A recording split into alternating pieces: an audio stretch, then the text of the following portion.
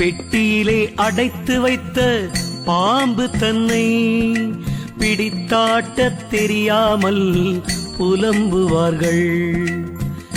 எட்டிலே 2 வைத்து ஆட்டினாக்கால் இருபுறமும் ஆடிவர எதிரே ஏறும்.